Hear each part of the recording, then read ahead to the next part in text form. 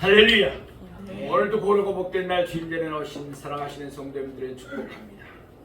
오늘은 마가복음 11장 12절에서 14절 말씀을 본문으로 무화과 나무를 저주하신 예수님 이란 제목으로 말씀의 은혜를 나누겠습니다. 이제 온 산에 또 단풍이 들었습니다. 사랑하시는 성도님 가정에도 또 아름다운 단풍의 모습처럼 좋은 일들이 많이 있기를 축복합니다. 예수님께서는 이 땅에서 많은 이적들을 행하셨습니다.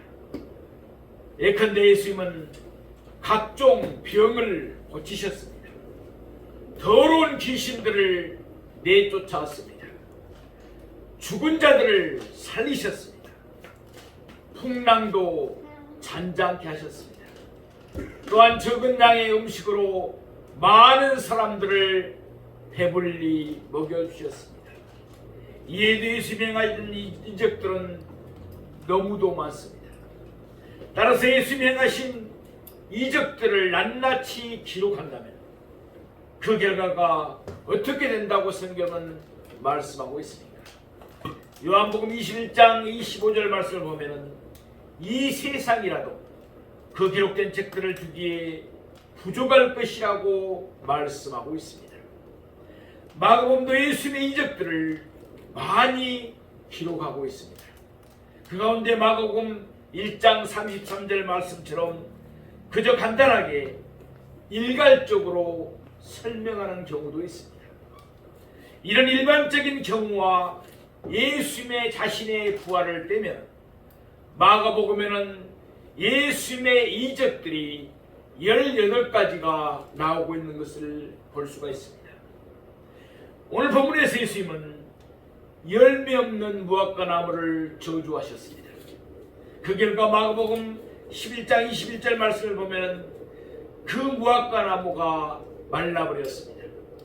이는 마가복음에 기록된 예수님의 이적들 가운데 마지막에 해당하며 아울러 유일하게 부정적인 결과를 가져온 이적에 해당합니다. 일반적으로 예수님은 사람들에게 긍휼을 베푸실 때만 이적을 행하셨습니다. 예컨대 예수님께서 병을 고치신 것은 그 병자를 불쌍히 여기셨기 때문입니다. 예수님이 귀신을 내쫓은 것도 귀신 들린 사람을 불쌍히 여기셨기 때문입니다. 또한 예수님이 죽은 자를 살리신 것도 죽은 자의 가족들을 불쌍히 여기셨기 때문입니다. 아울러 예수님이 적은 양의 음식으로 많은 사람들을 배불리 먹으신 것도 그때 배고파하는 사람들을 불쌍하게 여기셨기 때문입니다. 이렇듯 일반적으로 말하면 예수님이 이적을 행하신 동기는 예수님의 풍성하신 긍휼이 있었기 때문입니다. 그러나 오늘 본문의 경우는 사정이 완전히 다릅니다. 예수님은 열매 없는 무화과 나무를 저주하시면서 그 나무를 말라버리게 하셨습니다. 이와 같이 예수님이 파멸을 가져올 이적을 행하신 이유가 있었습니다. 열매 없는 무화과 나무가 상징하는 것이 있었기 때문입니다. 말하자면 오늘 본문에서 예수님은 일부러 무화과 나무를 저주하시면서 의도적으로 파괴적인 이적을 행하신 것입니다. 오늘 본문의 끝부분을 보면은 제자들이 이를 듣더라 라고 말씀합니다. 마찬가지로 우리는 예수님의 축복의 말씀뿐만 아니라 때로는 저주의 말씀도 들어야 합니다. 그럼 이제부터 오늘 본문의 말씀을 세 대지로 나누어서 좀 더 자세하게 상고해 보도록 하겠습니다. 첫째로 예수님은 열매를 찾으셨습니다. 우리 오늘 본문 마가복음 11장 12절 말씀을 보겠습니다. 이튿날 그들이 베다니에서 나왔을 때 예수께서 시장하신지라 때는 이튿날이었습니다. 그러니까 고난주간의 둘째 날에 해당되는 셈입니다. 그 전날 예수님은 나귀 새끼를 타고 예루살렘에 입성하셨습니다. 예수님 곧바로 예루살렘 성전에 들어가셨습니다. 그리고는 모든 것을 둘러보셨습니다. 3년 전인 공생의 초기에도 예수님은 성전에 들어가신 적이 있습니다. 그곳에서 예수님은 매매하는 자들과 돈 바꾸는 자들을 보았습니다. 그때 예수님은 의분을 바라시면서 사정없이 그들을 성전에서 내쫓았습니다. 그로부터 3년이 흘렀습니다. 예루살렘 성전의 상황은 그때나 지금이나 조금도 달라진 바가 없었습니다. 그렇지만 그날은 때가 이미 저물었습니다. 그래서 예수님은 제자들을 데리고 일단 예루살렘에 나와서 베다니로 가셨습니다. 요한복음 11장 18절 말씀과 같이 베다니는 예루살렘에서 약 5리, 그러니까 2km 정도 떨어진 곳에 있는 마을이었습니다. 베다니는 예수님이 죽은 자 가운데 살리신 나사로가 그의 누이 마리아와 함께 산 동네였습니다. 그날 예수님은 베다니에 유숙하셨습니다. 그 이튿날 예수님은 제자들과 함께 베다니에서 나오셨습니다. 예루살렘으로 가시기 위함이었습니다. 그때 예수님은 시장하셨다고 말씀합니다. 마태복음 21장 18절 말씀과 같이 때는 이른 아침이었습니다. 따라서 분명히 예수님은 그날 아침에 식사를 거르셨을 것입니다. 마가복음 1장 35절 말씀과 같이 그날도 예수님은 새벽 일찍 일어나 기도하셨을 것입니다. 그날 예수님은 예루살렘 성전에 들어가실 것입니다. 그리고 5분을 바라시면서 다시 한번 성전을 숙청하실 것입니다. 이르니 먼저 예수님은 새벽에 일찍 일어나서 기도로 준비하셨을 것입니다. 예수님이 간절히 기도하실 동안 예수님은 시장함을 느끼지는 못했을 것입니다. 그러나 이제 예수님은 기도를 끝내시고 예루살렘으로 가시는 도중이었습니다. 베다니에서 예루살렘으로 가는 길은 가깝기는 하지만 오르막과 내리막이 반복되는 힘든 길이었습니다. 더군다나 잠시 예수님은 하나님의 아들로서 성전을 숙청하실 것입니다. 이는 육체적으로 많은 에너지를 필요로 하는 일이었습니다. 그러기에 예수님은 시장함을 느꼈습니다. 예수님은 하나님의 아들인 동시에 인자 곧 사람의 아들로 이 땅에 오셨기 때문입니다. 우리는 본문 마가복음 11장 13절 말씀을 보겠습니다. 멀리서 잎사귀 있는 한 무화과 나무를 보시고 혹 그 나무에 무엇이 있을까요? 가셨더니 가서 보신 즉 잎사귀에 아무것도 없더라. 이는 무화과의 때가 아님이라. 예수님께서는 멀리서 한 무화과 나무를 보셨습니다. 베다니에서 예루살렘으로 가다 보면은 벳박이라는 동네가 있었습니다. 히브리어로 벳은 집입니다. 그리고 박에는 무화과입니다. 그러니까 벳박에는 무화과라는 의미의 뜻입니다. 그만큼 그곳에는 무화과 나무가 많이 있었다는 것입니다. 마가복음 21장 19절 말씀처럼 그 무화과 나무는 길가에 있었습니다. 이제 곧 예수님은 그 무화과에게 파괴적인 이적을 행함으로써 제자들에게 중요한 교훈을 주실 것입니다. 이르리 예수님은 의도적으로 주인 없는 길가에 있는 무화과 나무를 택하신 것입니다. 이는 유월절을 앞두고 있었습니다. 그러니까 이른 봄인 3월 말 내지는 4월 초순경이었습니다. 게다가 예루살렘은 해발 800m의 높은 곳에 위치해 있었습니다. 따라서 계절적으로 보면 아직은 무화과의 잎사귀가 나지 않을 때입니다. 그런데 예수님이 보신 그 무화과나무에는 이미 잎사귀가 있었습니다. 비록 그 무화과나무가 길가에 심겨져 있었지만 그곳에는 물이 넉넉하고 또한 토질이 비옥했던 것 같습니다. 그래서 그 무화과나무는 특이하게도 일찍이 무화과 잎사귀를 내고 있었습니다. 무화과나무는 잎사귀보다도 오히려 열매가 먼저 나무에 달립니다. 그리고 다른 열매들은 익어야 먹을 수 있지만 무화과 열매는 익지 않은 것을 먹어도 불쾌한 맛이 없습니다. 그래서 정 배가 고프면 익지 않는 무화과나무를 몇 개 정도 따먹을 수가 있었습니다. 아무튼 무화과나무 잎사귀가 있다는 것은 무엇을 뜻합니까? 그 나무에 열매가 달려있다는 것을 의미합니다. 그러나 그 무화과나무는 달랐습니다. 그 나무에는 잎사귀만 있었을 뿐입니다. 그 나무에는 열매가 전혀 달려있지를 않았습니다. 오늘 본문은 그 무화과나무에 열매가 없는 까닭을 이와 같이 설명하고 있습니다. 13절 끝부분에 있는 말씀입니다. 이는 무화과의 때가 아님이라. 무슨 뜻입니까? 만일 무화과의 때라면 지나다니는 사람들이 이미 다 따먹을 수도 있었을 것입니다. 그러나 아직은 무화과의 때가 아니었습니다. 그러니까 사람들이 무화과를 다 따먹었기 때문에 그 무화과 나무에 열매가 없는 것이 아니었습니다. 그 무화과 나무는 처음부터 열매를 맺지 않았던 것입니다. 말하자면 그 무화과 나무는 땅만 허비하는 병든 나무였던 것입니다.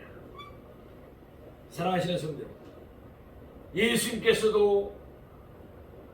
예수님께서는 우리에게도 열매를 찾는다는 사실을 잊지 마시기 바랍니다. 예수님께 드릴 열매가 있습니까? 아니면 없으십니까? 잎사귀만 있고 열매만 있는 무화과나무가 바로 우리들의 모습은 아닐까요? 경건의 모양만 있고 경건의 능력이 없는 우리의 삶은 아닙니다. 무화과나무가 그 잎사귀만을 뽐낼 수는 없습니다. 무화과나무는 반드시 열매를 맺어야 합니다. 마찬가지로 우리도 경건의 모양만 드러내서는 안 됩니다. 우리의 삶에 실제로 경건의 능력이 나타나야 합니다. 그러면 경건의 능력이 나타나야만 합니다. 그렇지 않으면 그 결과는 비극이기 때문입니다.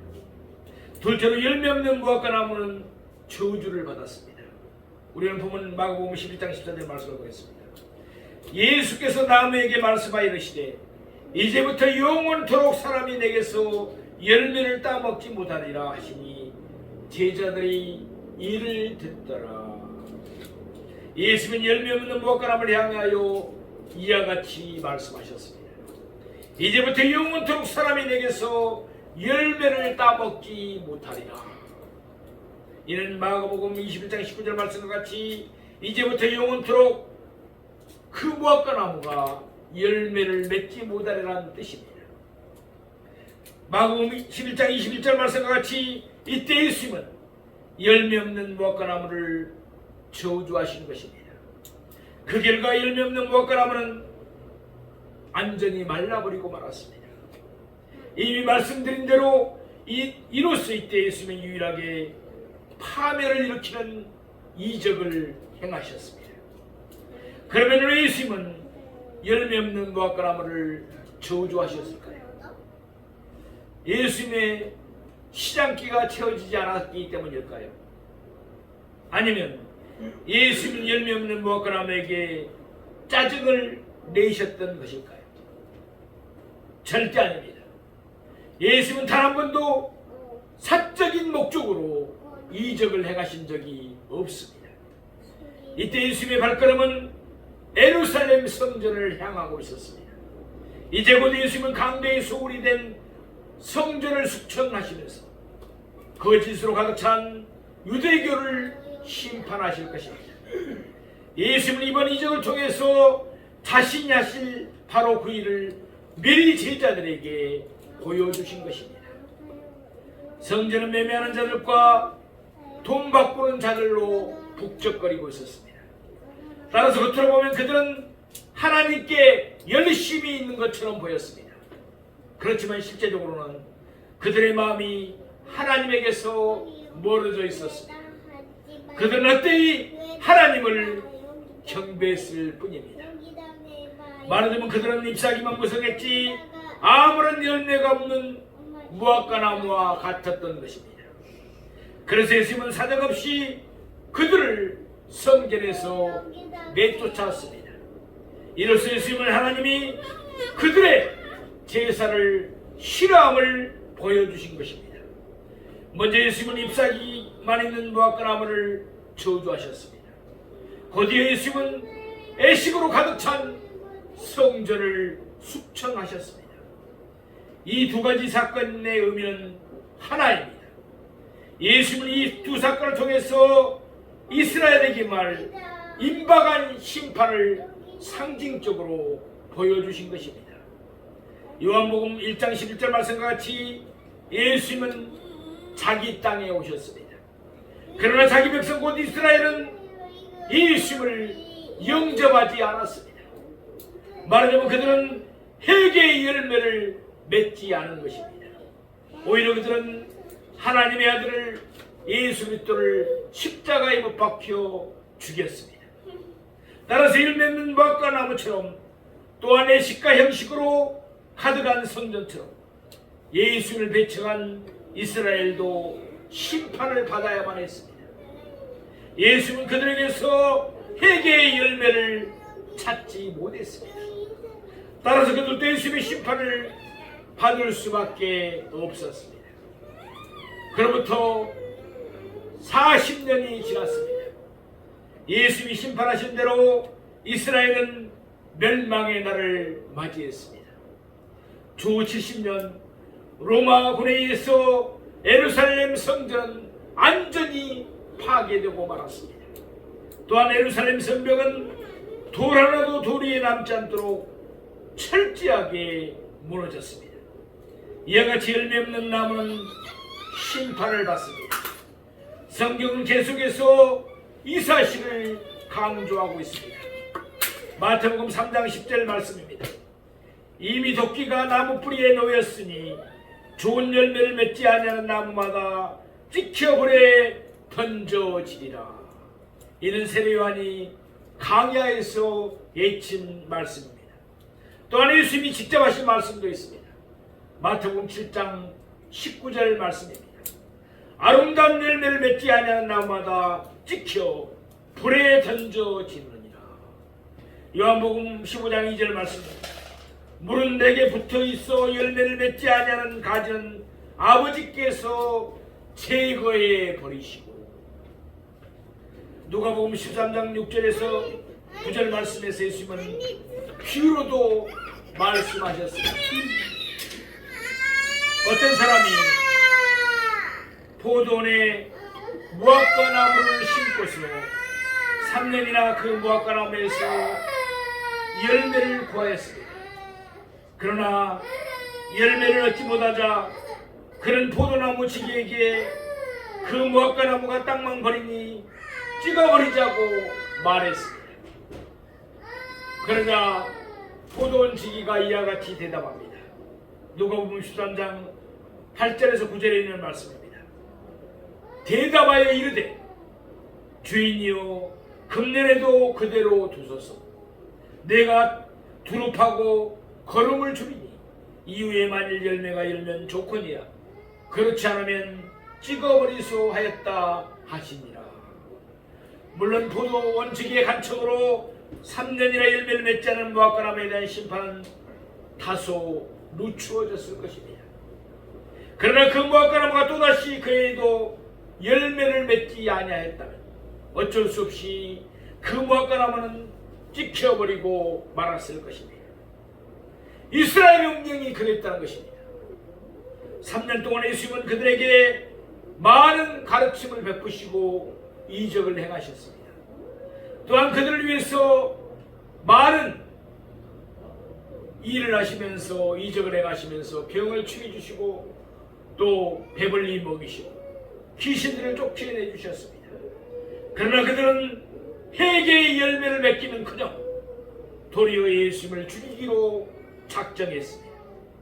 물론 누가복음 13장의 무화과나무처럼 그들에게도 어느 정도 심판의 유예기간이 주어졌습니다.